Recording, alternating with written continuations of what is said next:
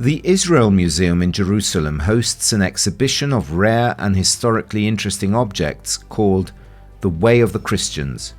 It recreates an ideal journey through the history of the Christian faith since its foundation and reflects religious events related to Jesus Christ.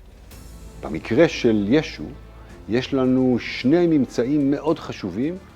There are two extremely significant discoveries that have to do with the same day that Jesus was arrested, tried, and finally crucified.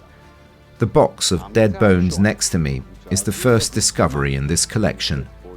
It is clearly exceptionally decorated and engraved. To our surprise, it features twice a name we know well. Unprofessionally hand-engraved, Joseph Bar Caiaphas.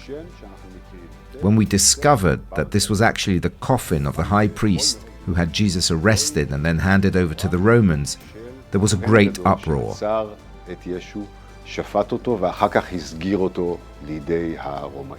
According to Dudi Mevorach, curator of archaeological finds from the Hellenistic, Roman and Byzantine periods at the Israel Museum, Caiaphas's bones were buried according to the rituals of the Jewish religion.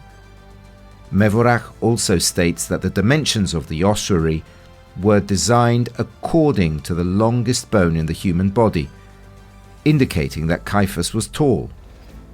Pontius Pilate is the second character associated with the crucifixion of Jesus.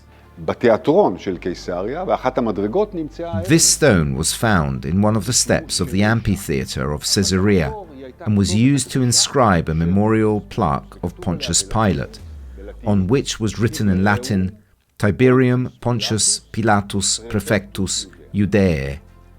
It signifies a gift from Pontius Pilate to Caesar Tiberius, and we believe the occasion was the restoration of the famous lighthouse in the port of Caesarea. This is the only occasion on which the name Pilate is mentioned in an archaeological record of the period. Another interesting discovery was the ossuary of a body bearing the name of Yochanan ben Hagakol, thanks to which the crucifixion technique practiced by the Romans could be better understood. His skeleton was found inside the coffin, and a curved nail was discovered in his hip.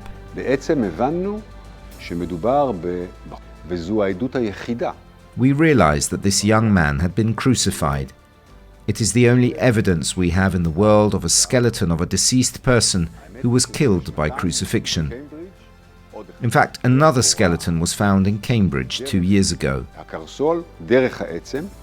One of Jesus' best-known stories was the expulsion of the money changers in the temple. But the question is, what is a money changer doing in the temple?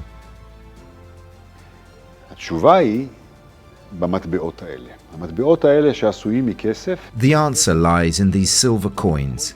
Every Jew must donate half a shekel to the temple every year, but they can only do it this way. When they come to Jerusalem to make a donation, they take a bronze coin and exchange it for half a silver shekel to the bankers. At that time, as today, the money changers received a commission of 8% or something similar. Jesus was angry that the money changers were taking commission from donations to holy things, as if they were stealing from donations to the temple. So he turned over their tables. The silver coins are also reminiscent of the 30 silver coins that Judas Iscariot received for betraying Jesus, according to Dudi Mevorach. To better understand the importance of this exhibition, we also visited the Museum of the Holy Land at the Convent of the Flagellation.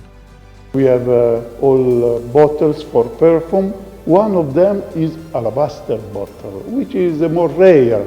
And in the Gospel, we have an account of Mary with an alabaster bottle of perfume, very rare perfume also, nard perfume.